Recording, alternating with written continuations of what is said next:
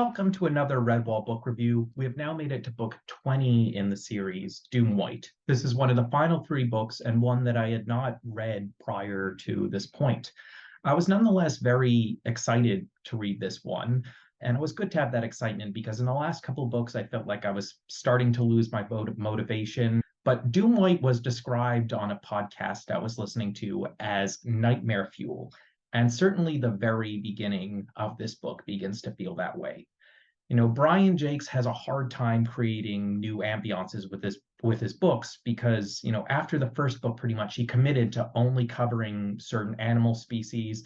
They all more or less had personalities associated with their species, and they're all set in the same vaguely medieval chronological period. So it's very hard to get a new feeling. But what Brian Jakes did in this one is his main villain is a raven, something we've sort of seen before, but not in a really long time and never to this extent.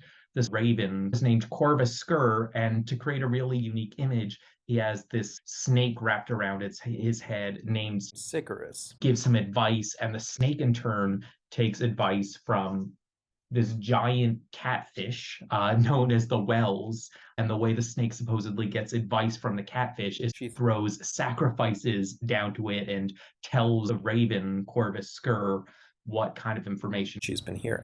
This evil raven tyrant with a snake wrapped around his head as a crown rules over this underground fortress where there are all these reptiles and amphibians and smaller corvid birds who basically are bound to obey him, who listen to him out of fear. And it creates this cult-like setting that we haven't seen from the other Redwall villains.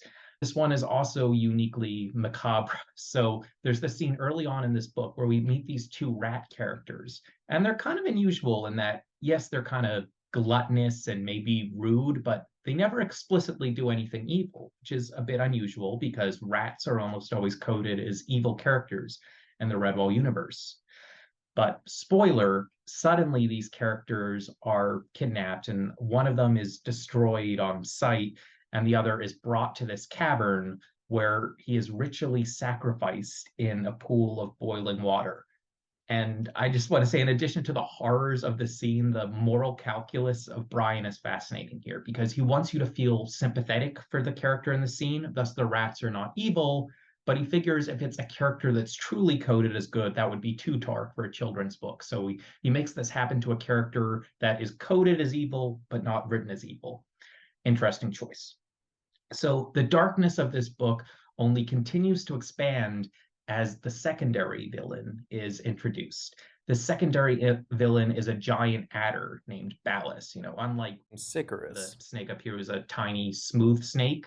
Ballus is a character of absolutely monstrous proportions. Scale is never clear in the Redwall universe, but it's clear Ballus is supposed to be giant. He dwarfs any other character in the story.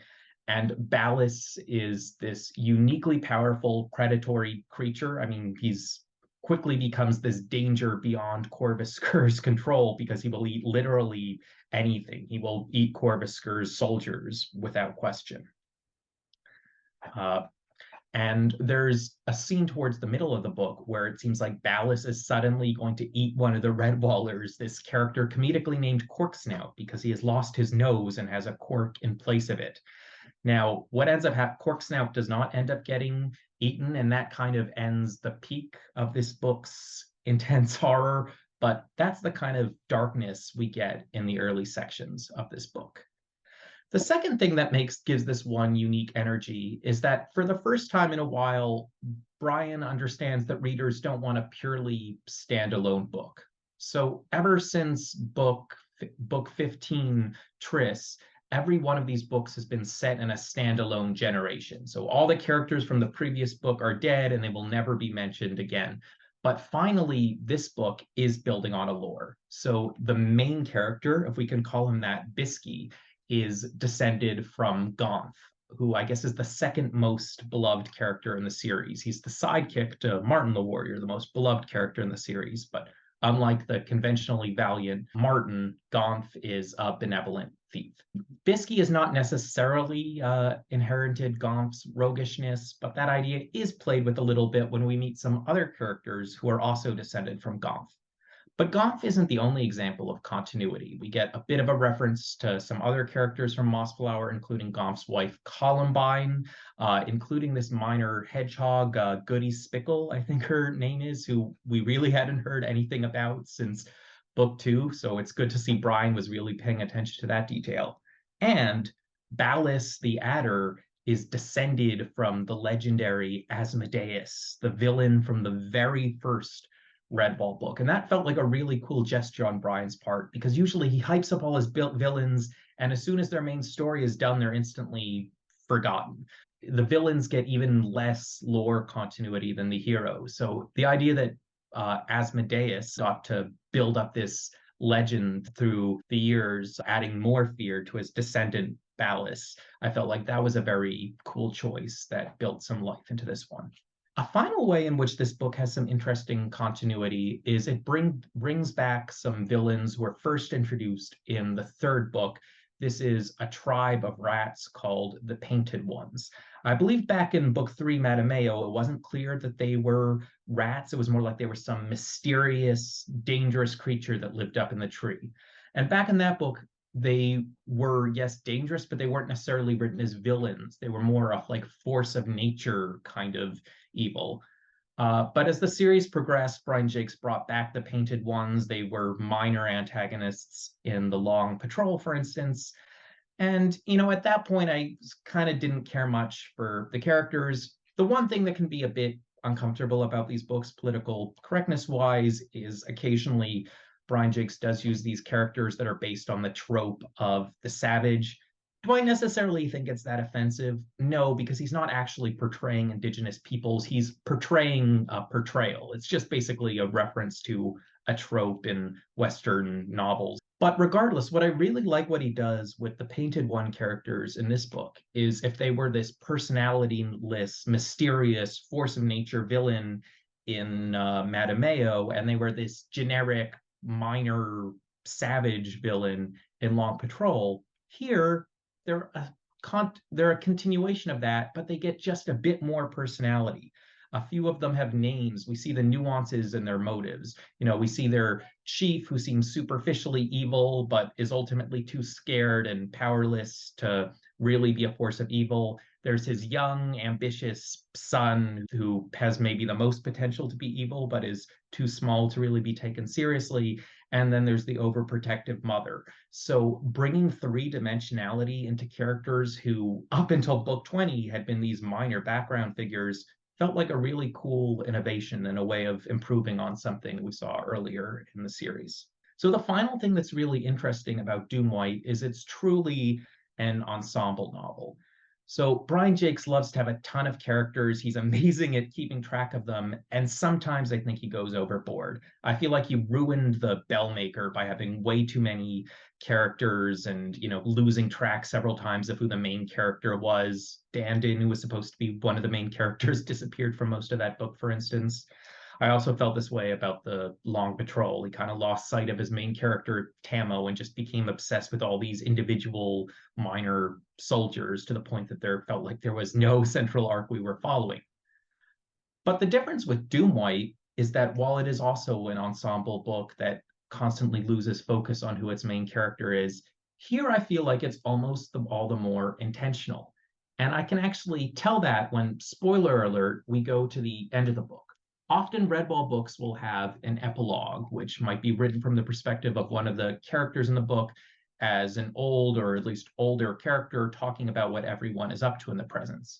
But the unusual choice he makes in this one is the final chapter of the book kind of serves that role. The chapter set like 10 years on tells about all the main characters and how they've grown. But then the actual epilogue is just one page, and it's a poem written by this character, Humphrey Spickle, who's sort of a not major, not minor, like a medium-sized character. And he writes, "Wisdom comes with age. I know, for life has taught me thus. Those early wild and clouded rivers now flow calm and clear to us.